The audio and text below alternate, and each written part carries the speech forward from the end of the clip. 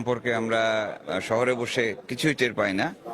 তো ওই জায়গাটায় দেখলাম যে প্রথমত সাংবাদিকতা করে ওই সমস্যার জায়গাটাকে একটুখানি তুলে আনা যায় কিনা, এখান থেকে আমার কাজের শুরু। এরপরে যেটা হয়েছে যে আমি কাজ করতে করতে অনুভব করলাম যে আমার এই কাজটার একটা ভবিষ্যৎ আছে এখানে।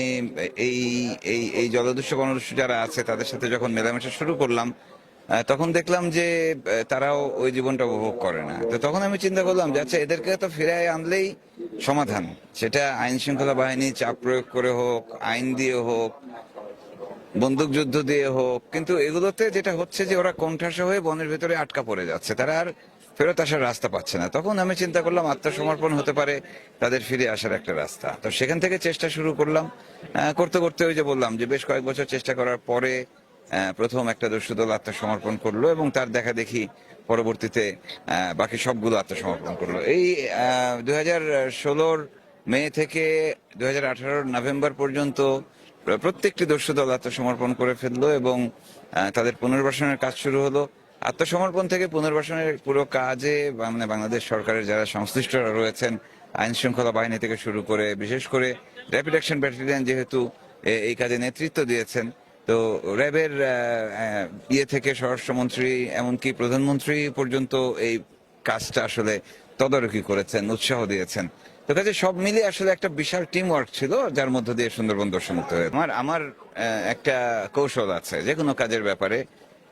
সেটা হচ্ছে যে আমি তো কোনো আইন শৃঙ্খলা বাহিনীতে কাজ করছি না, কিংবা আমি এমন কোনো চাকরি করছি না যেটা আমার এই সামনের মাসের মধ্যে করতে হবে। আমি সবসময় মনে করি যে আমি একজন সাংবাদিক, আমি কাজ করতে থাকবো, যেখানে প্রতিবন্ধকতা দেখবো, যেখানে দেখবো যে না কাজ করতে আমার সমস্যা, যেখানে আমার ঝুঁকি আছে, কিংবা এই কাজটা এখন করলে কাজে আসবে না, তখন আমি ওই কাজটা করি না। আমি আসলে একটা সময় নিয়ে চিন্তা করে দেখছি যে আমি তো কোনো বিধিবদ্ধ ইয়ের মধ্যে আমার কাজ নয়। তো কাজে আমি করলাম, আমাদের সব কাজ সফল হবে এমন কোনো কথা নেই।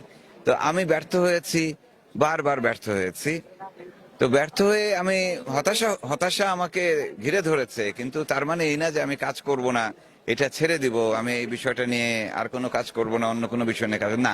আমি যখন দেখি যে একটা কাজে প্রতিবন্ধকতা আসছে বা হচ্ছে না বা ব্যর্থ হচ্ছে, তখন আমি ওই কাজটা সেই জায়গায় থামিয়ে দিই, দিয়ে আমি খোঁজ খবর রাখি, কিন্তু আমি অন্য আরো বিষয় নিয়ে কাজ করতে থাকি।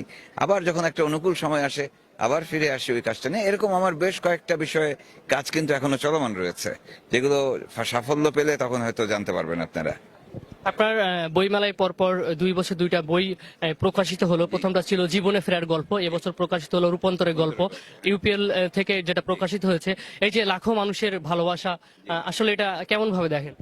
না, ভালোবাসা তো একটা জিনিস, বই আর একটা জিনিস। তো ভালোবাসার জায়গাটা তো আমি সারা জীবন আমি বলি যে আমার আর আমি যে কাজগুলো করেছি আমার আর অন্য কোনো পুরস্কারের দরকার নেই। আমি যে পরিমাণ মানুষের শুভকামনা ভালোবাসায় সারাক্ষণ সিক্ত থাকি, যে কোনো প্রান্তে যায়, দেশের যে কোনো প্রান্তে যায়, বিশ্বের যে কোনো প্রান্তের বাংলা ভাষাভাষী তারা আমাকে সম্মান করেন, প্রশংসা করেন, এর চেয়ে বড় পুরস্কার আর হয় না। আর বই যেটি আছে সে বইটি আসলে একরকমের তাগিদ থেকে লেখা, মানে লেখার চেষ্টা করেছি আমি। প্রথম বইটি লিখেছি হুট করেই, যখন দেখলাম যে না বই বই পড়ার ব্যাপারে মানুষের আগ্রহ রয়েছে, তখন দ্বিতীয় বইটি নিয়ে আবার কাজ শুরু করলাম। এই বইটি ইউপিএল থেকে যেটি প্রকাশিত হলো রূপান্তরের গল্প, সেখানে আমি আরেকটু সিরিয়াস বিষয়গুলো নিয়ে আলোচনা করার চেষ্টা করেছি। আমার অভিজ্ঞতার পাশাপাশি দস্যুদের আত্মসমর্পণের পরের যে প্রক্রিয়াগুলো সেগুলো নিয়েও আলোচনা করেছি। এই তো। এবং বইয়ের প্রতি মানুষের মানে পাঠক